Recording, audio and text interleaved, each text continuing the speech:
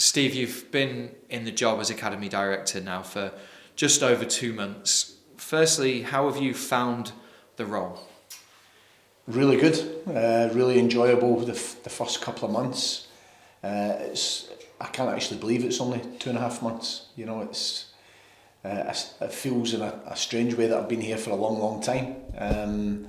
It's been fantastic to come into the training ground every day and really get my head around the players that are in the system. Been very impressed, I must say. I didn't expect there to be as many good quality players, if I'm being honest. I think every single age group that I've now seen and spend, most evenings looking at the younger age groups as well. Very impressed with the quality that we have here at HTC in the evening, and even in the pre-academy, then getting into the junior academy, and then all the way up to the boys that we've got in full time. So I've really been impressed what we have, and now that I've assessed everything there. It's now about just putting a few things in place to expand and develop, and it's been great because Ben, our chief exec, the chairman's backed fully anything that we've tried to expand on, and there's a lot of good.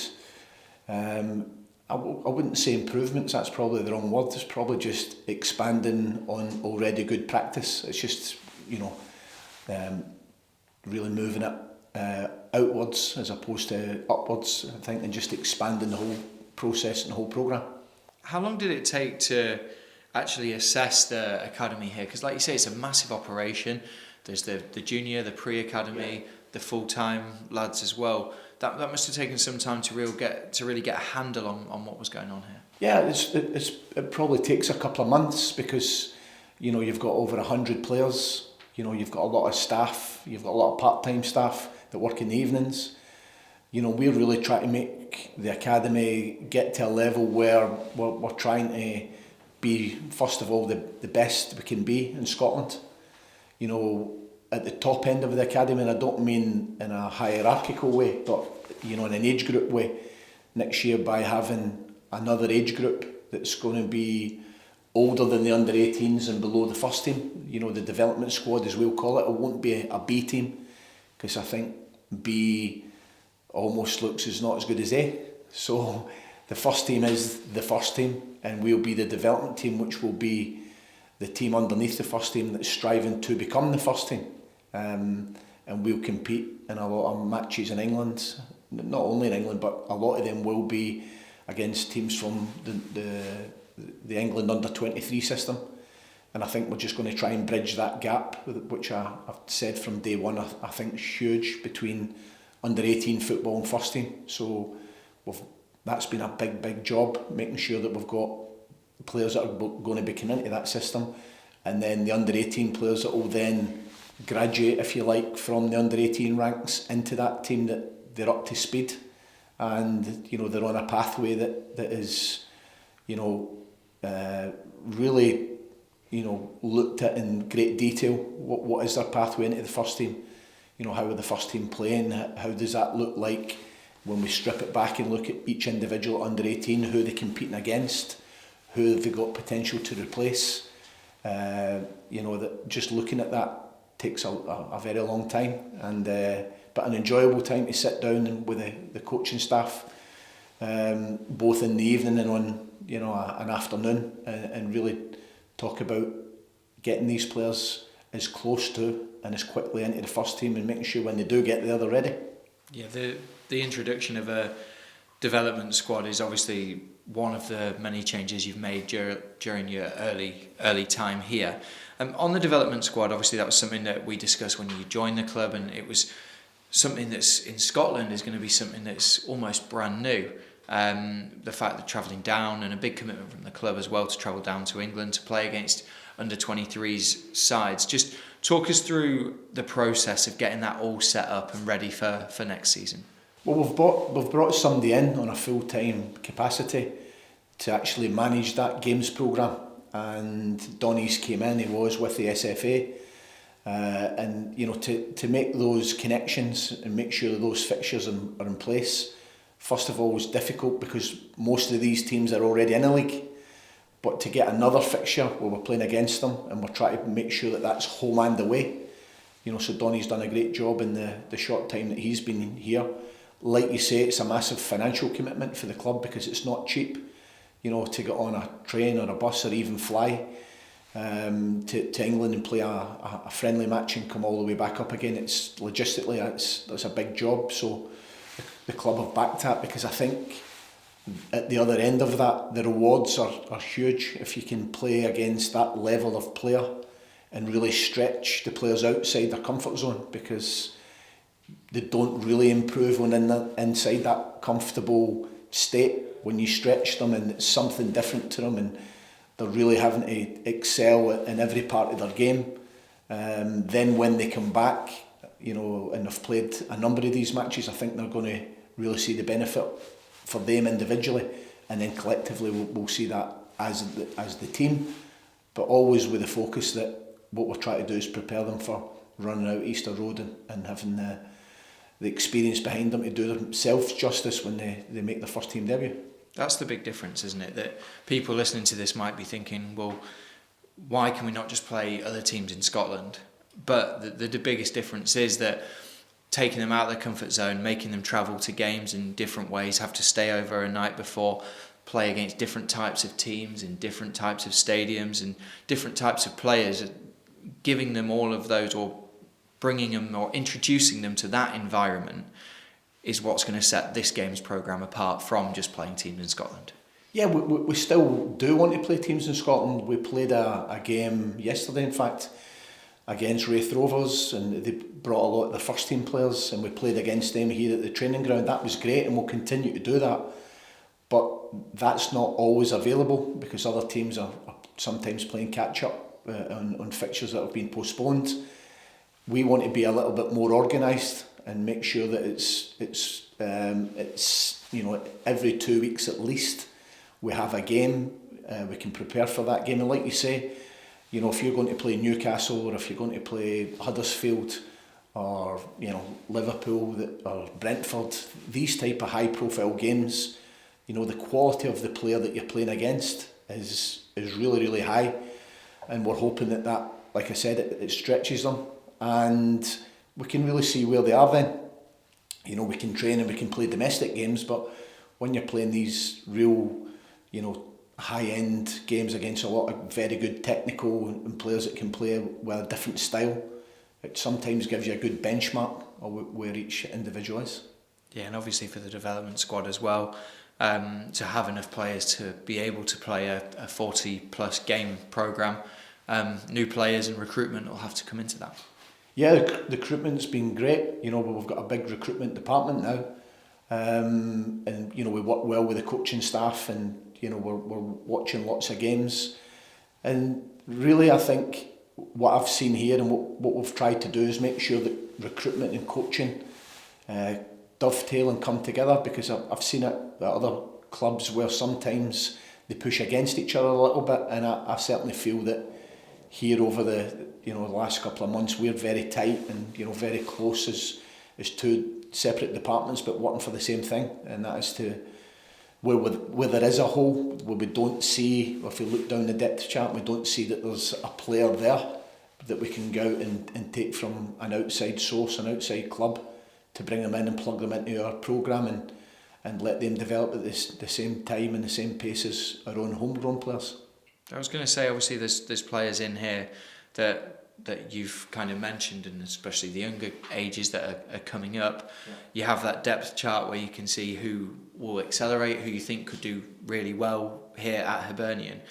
How important is that then, that you have that communication with the coaching staff and the recruitment team, that you don't block a player's pathway?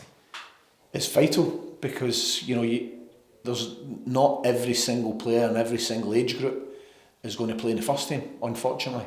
That's just the nature of the way that the academy, every youth development programme works. But I think if you've got a special player and you can see that they're going to progress, it's really important that we don't block that. And we've got great communication with the manager.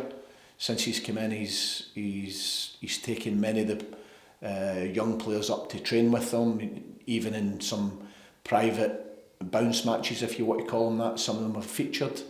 There's an ongoing process there that's very open, and it's really good to see that they're doing well when they do train with the first team.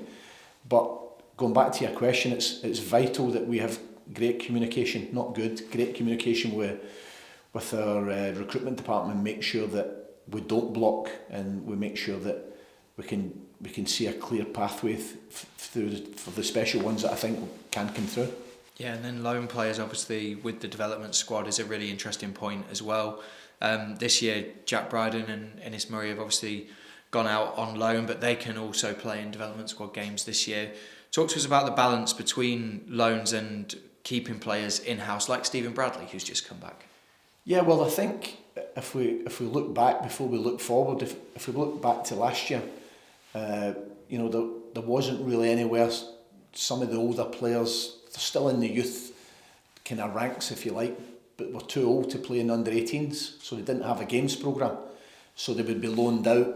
Now, next year, when we do have a games programme, the necessity for them to go out straight away after under-18 football is really delayed a little bit. And I think by keeping them in the building, where we can coach them every day, we can play them in these matches that we've organised, I think we'll give them just more time to develop. And that's all we're trying to do. We're trying to keep them in the house longer, and we feel as though that if we do that, they will certainly be closer to the first team and not making that decision at when they're 17.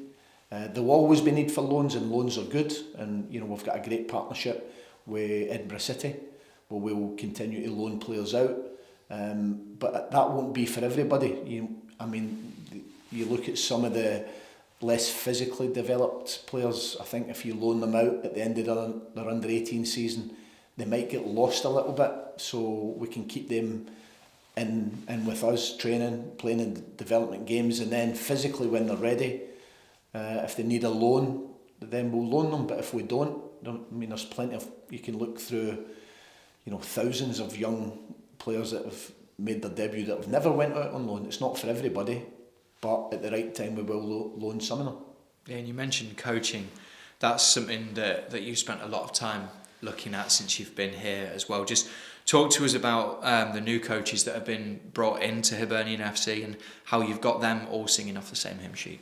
Well, we've added, again, been backed by Ben and the chairman, because it costs money to expend the coaching staff. We've brought back into the club Guillaume Bouzelin, who recently was at Hamilton Accies. I had him as a player actually a long time ago when he was at Coventry and I was at Coventry.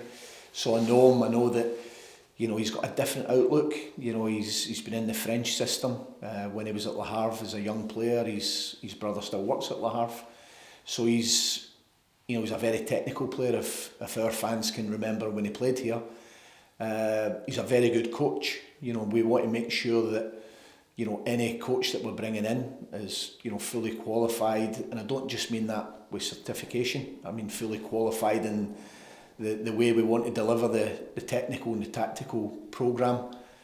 Physically we've got a lot of good people in the building, the academy space, that can deliver sports science, and the medical and the nutrition is all there. It's probably as good a academy department as I've seen. In all honesty, I think what we've got here is great.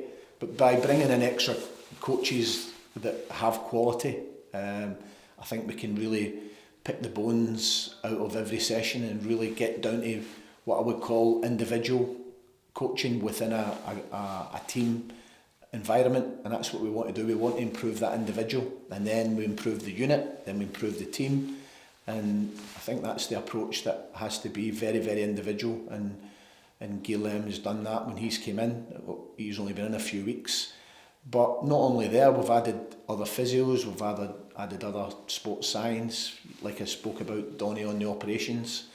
So we've really expanded everything, and player care's been a big thing for us, adding people in that space to support the young players and make sure that they can get to HTC, which is sometimes difficult when they don't drive.